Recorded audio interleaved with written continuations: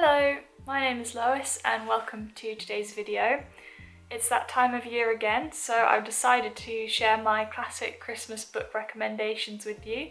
So grab a drink and get comfy.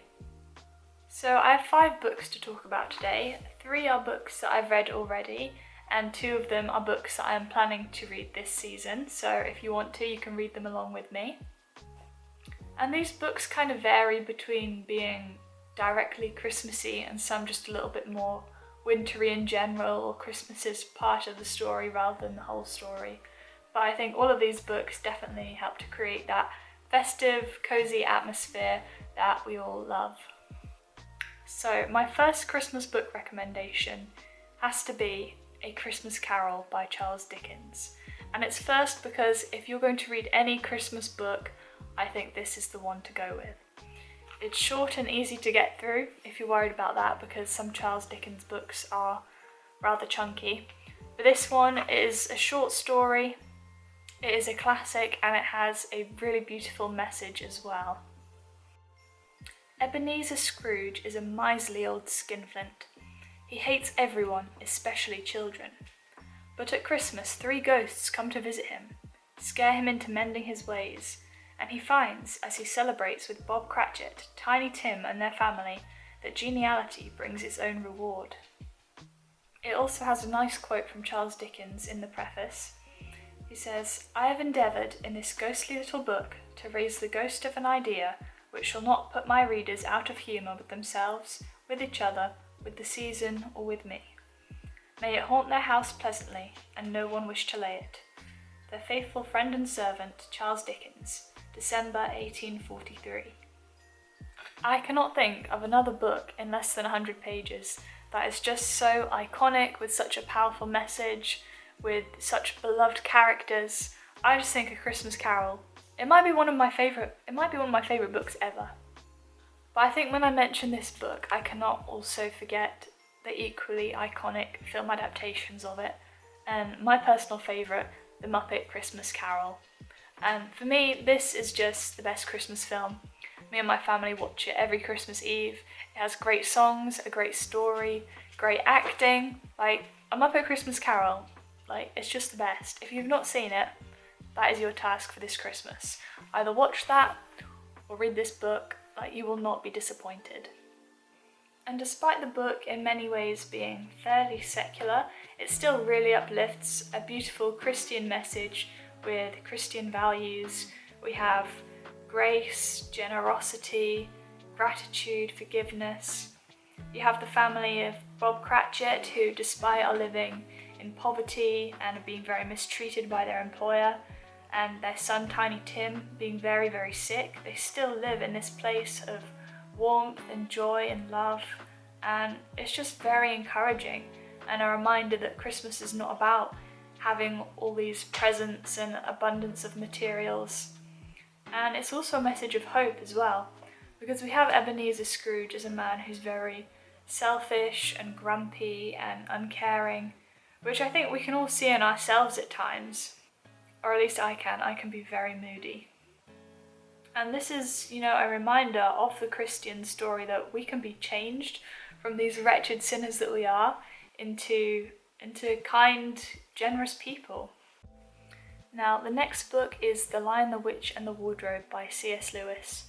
Now, all of the Narnia books have a really magical, fantastical feel to them, but I think this book is probably the classic, most well known, and Santa Claus even makes an appearance, so that's why I would pick this as the Christmas Narnia book to read. The book is mainly following 4 children, and there is something about Christmas that takes us back to being young, being children, and I think Christmas books from children's perspectives kind of brings that home and reminds us all of the inner child within us. And The Lion, the Witch and the Wardrobe is also a story of hope as well, because when the children arrive in Narnia, it's under the reign of the White Witch, and they're in this everlasting winter where the creatures are all living in fear. And everyone in Narnia is waiting for their saviour. They're waiting for Aslan, their true king, to come back and free them all. They're waiting for him to come and put Christmas back into winter. and it just reminds me so much of that famous Christmas verse in Isaiah.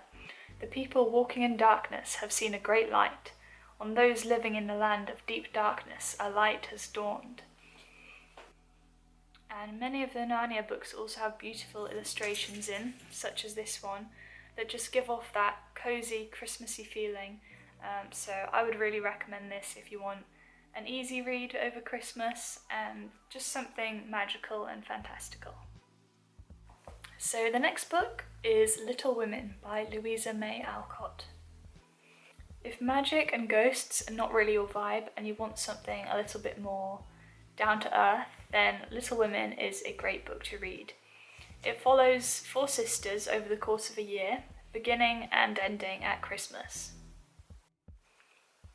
So you get to follow these 4 sisters as their relationships with each other develop, whilst they're learning to be more caring and unselfish and forgiving. And it's just a beautiful story. It's very slow, you're just following them in their everyday kind of lives, experiencing those kind of friendships and difficulties that you might have as a child. An endearing tale of hardship, love, and sisterhood during the American Civil War, Little Women tells the story of the March family. Newly impoverished, Meg, Jo, Beth and Amy undertake their journey through life together. So now I have 2 more books to share with you that I've not actually read yet, but I am planning for reading for the first time this winter. So the first of these books that I've not yet read is E.T.A. Hoffmann's The Nutcracker. I got this beautiful cloth-bound classic edition last year, or it might have been in early January, so I'm excited to read this very much. Now, The Nutcracker, it always makes me think of the Barbie and the Nutcracker film that I really liked when I was quite small. I can't remember if it was one of the ones we used to borrow from the library, because back in the day before Netflix, we used to borrow films from the library, and the Barbie ones often used to have like these little 3D glasses that you put on that were all broken and damaged because many children, I'm sure, were borrowing the Barbie DVDs from the library. So yeah, let me know if you have any similar memories as a child.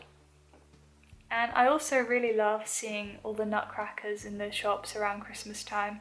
And I'm hoping that reading this book is just going to bring them to life even more for me.